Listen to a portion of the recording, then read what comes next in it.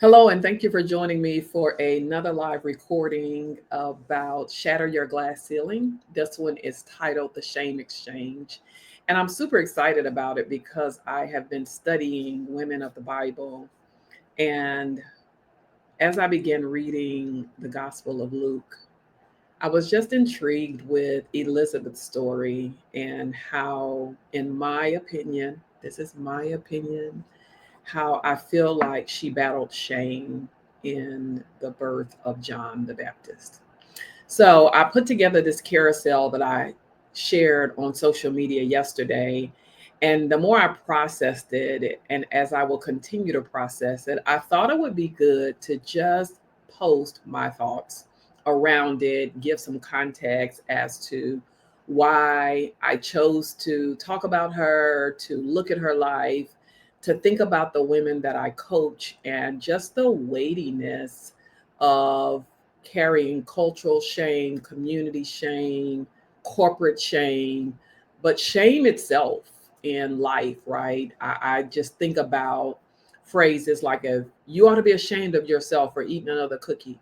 You ought to be ashamed of yourself for having a room that's not clean. Like, shame is so weighty. And I remember facilitating a conference probably, wow, about 10 years ago, and I remember researching shame because the title of it was Unashamedly Woman, and how for many therapists and in the mental health space, they compare shame to physical abuse. Like, they're like, in many ways, it can be worse. And that stuck with me.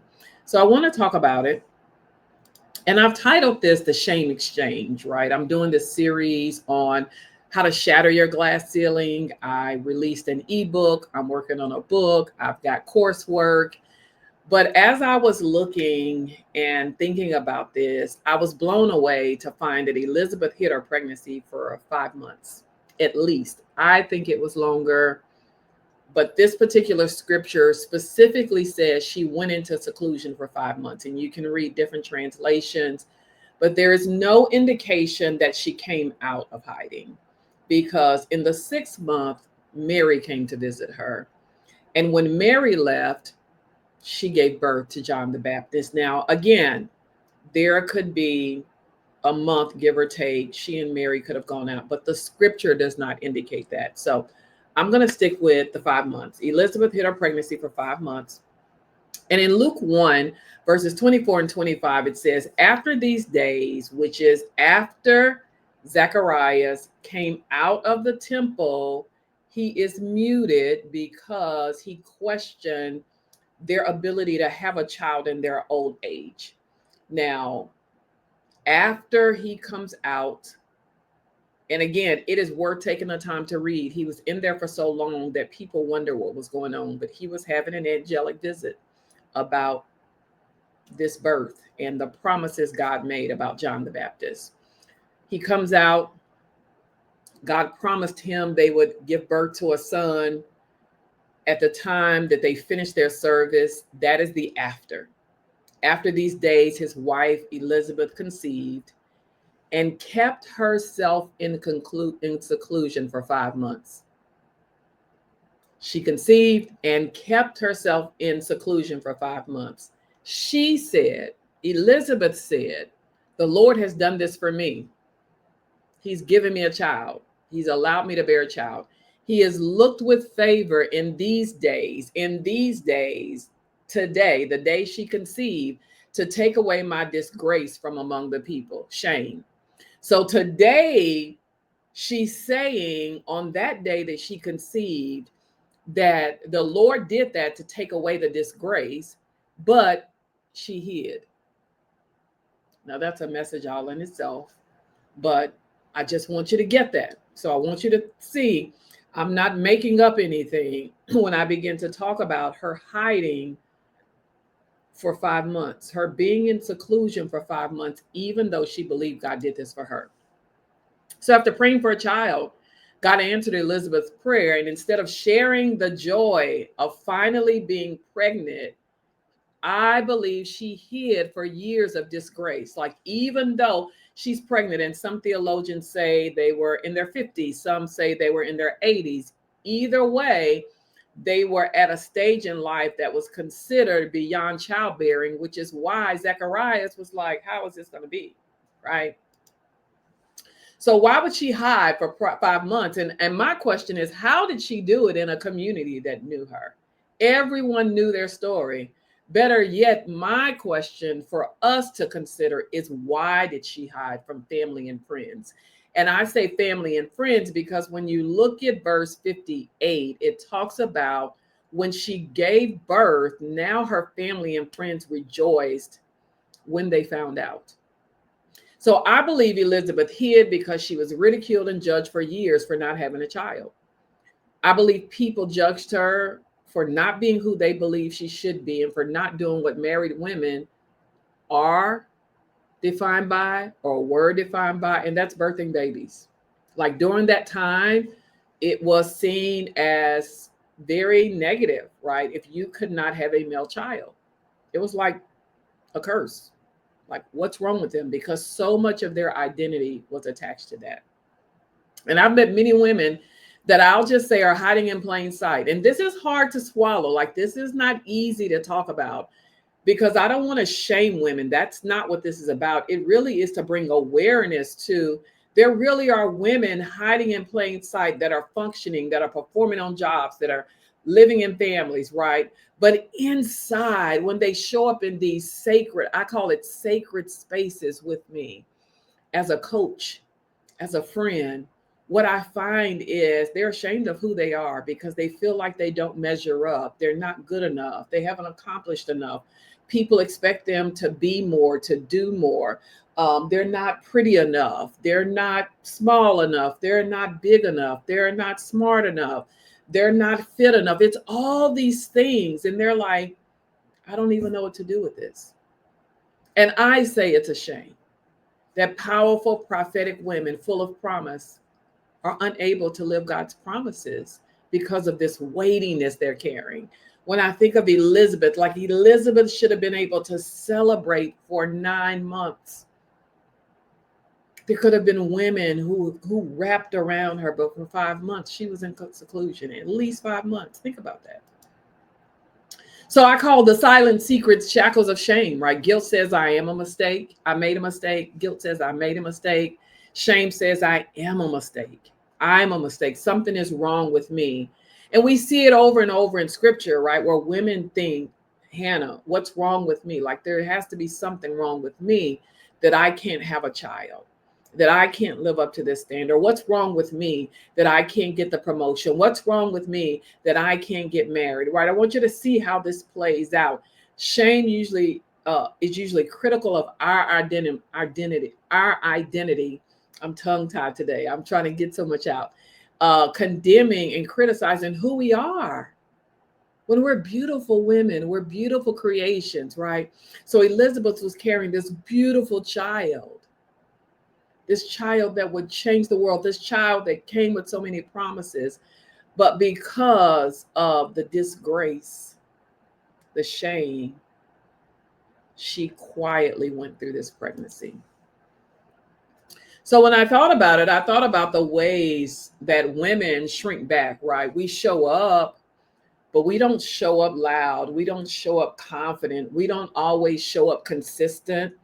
We don't show up courageous. The truth is, we show up quietly in spaces because we shrunk back. It's the community shame, right? What our family and friends have taught us about the role of women at home, the role of women in the workplace. And here's why I talk about this, because one of the things I've learned over the last 20 plus years in this space of talking to women, mentoring women, coaching women, corporate space, church space is if you tell women to be quiet in church and that they have to dress like women and look a certain way, and you need to be only speak when you're spoken to and have a soft voice, when they move over to the corporate space, the business settings, the room where their voice is needed, they can't forget what they were taught over here when they step over here. And so there's this Tetris game trying to figure out, what do I say? What can I say? What is appropriate for me to say? How will I be viewed? What will it look like? So when I talk community shame, I really am talking about the church, our home, our friends, our family. What were we taught as women? What should that look like? Am I too big? Am I too loud? Am I too assertive? Am I not assertive enough? Right? Am I not good enough? And when you hear those messages over and over, it causes us to walk into spaces like the world and how we interact in our community, right? How we interact on our job, how we interact with others, or the corporate space that may cause us to doubt who we are, to have an expectation on us where we want to be so perfect that it has us paralyzed, that we cannot move into who God has created us to be. And so I talk about community shame, right? Cultural shame. We live in a very patriarchal society. The Bible is a very patriarchal tone, right? Patriarchal stories, right? Gender specific babies, right? Like girls were not the chosen gender. Let's just be honest. We got to talk about it.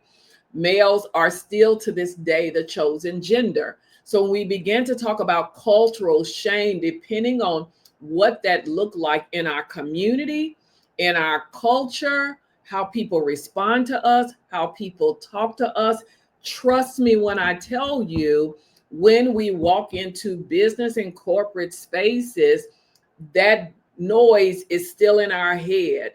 That's still in our heart. Those beliefs are still there, that I have to look a certain way. I have to talk a certain way. I have to be a certain way to be able to meet the standard that has been set for me. And in many ways, because of how it was presented to us, maybe our parents or our church didn't have the education or the understanding. For many women, they were shamed. And because they were shamed in how they were talked about, how they were treated, they shrink back and they become invisible in plain sight, hiding in plain sight, even though God has this beautiful purpose and plan for their life. So I would ask you, if you're watching, when you think about these areas of shame, and these are just the three that I name, right? Community shame, family, friends, church, right? Cultural shame, the world around us. How does the world treat women? What does the world say about women? How are women portrayed on TV and in media, right? Like, you got to talk about it, because all of that is shaping us. Social media, right? I don't need to say anymore, but I want you to take all that in. Like, we can't ignore that. And then when you come into a company corporately, what are the expectations? What should that look like? I say there are unspoken rules, right? When I became an engineer, nobody told me the unspoken rules. At the time, I was a part of a holiness church where I wasn't even allowed to wear pants, makeup, or jewelry. And so I walked into a production plane in skirts, and people thought I was crazy. I had a man tell me in a plant that I worked in that I would make a good maid for him and his wife. This was in the 80s. Y'all, this was the 80s. And I knew just enough to say, if you want to keep your job, I suggest you not say that to me again. Right? So when we talk corporate shame, like, it can come color, gender. I'm not educated enough, right? I'm too educated. I've got too many credentials, right? All the different ways that we're affected. So I didn't know that when you go into certain meetings, a woman should put on a jacket or a blazer, that she shouldn't have her arms out. She should be covered. She can't have on, like the data shows, she can't have on too much makeup and she can't have too little makeup. If her voice is too squeaky, people won't listen.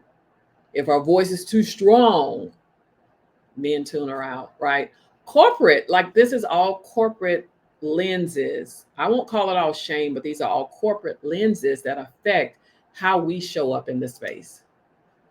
So I ask, are you hiding in plain sight? And I love the woman that's behind the books in this image, because I think it's important for us to consider if we keep leveling up, we keep getting certifications, we keep getting education, thinking that it's going to help resolve what's in our heart, the belief systems we've been taught, right? Do you have credentials and experience but lack courage or confidence?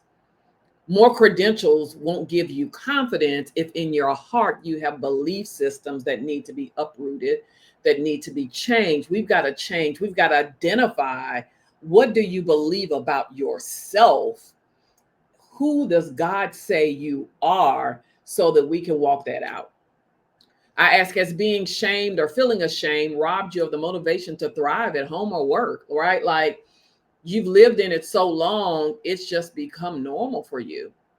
And so you're like, why bother, right? So hiding then is better than putting forth any more effort. Chandra tried. These people don't get it. I'm not dealing with it anymore, right? So just, what does that look like for you when it comes to shame? Well, I want to talk about the shame exchange, and I love it because this is what I titled this. I always, when I think of the same shame exchange, and there'll be more videos about shame, but I like to start with Isaiah 61:7. And Isaiah 61 is just a powerful scripture, as you all know, right? Spirit of the Lord is upon me, beauty for ashes, right? All of those things, right? But when you get to verse 7, the writer says, in place of shame, hear the exchange, you will have a double portion. In a place of disgrace, they will rejoice over their share. That's the exchange, right? I want, Jesus now gives us joy over shame. Like, he is replacing this shame that we don't have to carry any longer with joy. He's going to give us a double portion, right? And in this place of disgrace, and I love that, because we read in Luke chapter 1 that Elizabeth said it was disgrace. It was disgrace. But God said, I've got something better. And sis, I want to tell you, God's got something better. Whatever the story is, whatever the experience is. And again, I know, and I'm learning that the conversations that I have are weighty, because no one wants to say it out loud. But when I see women with so much to bring, so much to share, but our culture, our community, the corporate spaces love to vet us and get all our credentials in the room. But then when we open our mouth or do the work, all of a sudden, people feel a certain way. I'm so grateful God has something better. So how do we do this shame exchange? And I'm going to unpack this more, because I just love this topic. But I want you to begin to just think with me, just kind of go with me. First, I want you to identify the root cause of your shame. Like, where did it start? What is it? Like, what do you feel at certain times when you don't have the confidence? Like, what pauses you? Does perfection have you paralyzed? Do certain leadership styles have you paralyzed? Is it a certain person who you're always trying to prove yourself to? Do you overcompensate? Like, I want you to define what it is, right? In this space of, I'm not good enough, I can't measure up, this disgrace or this shame or these self-limiting thoughts. Maybe it was a painful experience, right? You got let go from a job, or you didn't get the job, or you were overlooked for a promotion. Like, I want you to just define whatever it is, just one. You don't have to define them all. And then I want you to ask yourself, is this true, or is it a lie? Like, is this true about you? Like, when you out with your girlfriends and when you're in a space where you feel safe and comfortable, who shows up? Like, the authentic, real you that you know you are. Compare the two. Which one is true? Which one is a lie? Are you code switching when you step into spaces? Are you overthinking? Are you putting on your work face, your work mode, so that nobody gets behind the wall? Is it true or is it lie? And what does God say about it? Like, what does Christ require of us? Because I think that we can be our authentic self and adapt, right? Learn how to fit in the culture. I used the phrase with a client recently, play the game. And someone's like, oh, no, no, we're not playing a game. It's a game, y'all. You can say it's not, but you're going to have to figure out something to navigate in the space. Because if I'm honest, how I am with my family all the time is not how I'm going to be in a professional space. I'm not giving people full access to who I am while also giving you access to who I am. And I don't think it has to be an either or. It can be a both and. But in the end, I get to be who Christ has created me to be as he continues to transform me into the image of who he is, right? It doesn't mean that Chandra has to look like Lucy. I have a beautiful friend, Lucy. Or Chandra has to be like Sarah. Or Sarah has to be like Chandra. No, God made us each unique and we come with great things. So who am I to God? What does he say about this shame? What does he say about my experience? What does he say about my pain and what happened to me? And then what's one thing he's promised in this specific thing, right? So if I were to say, I'll use for me, real story, many times I was ashamed to speak up because I was told I couldn't speak. What I had to say wasn't valuable. And because I would stumble sometimes, overthink things, I begin to criticize myself. But that's not what God says about me. He says I matter, right? And that this is a confidence that I can have, that I can ask anything in his name and I can have it, right? So I can have confidence when I'm speaking and asking him things. I can have confidence knowing that I'm trusting him and that he'll guide my words. I can have confidence to know that I've got the experience and that when I show up, that I can be who he created me to be. I don't have to be like somebody else. That I'm fearfully and wonderfully made, and there's no one on this earth like me. And I can stand in that. So I want to encourage you to choose that one thing. Choose just one thing to come out of hiding, to be able to celebrate who you are, to not allow your past to prevent you from living in the present and the future. There's so much more, but I just want to start shattering your glass ceiling. Like, I just want you to start thinking through it. And this was just me sticking a toe in the water to start the ripples because I think there's so much more for us to talk about. But I wanted to share this. So thank you for tuning in. And I look forward to you joining me again.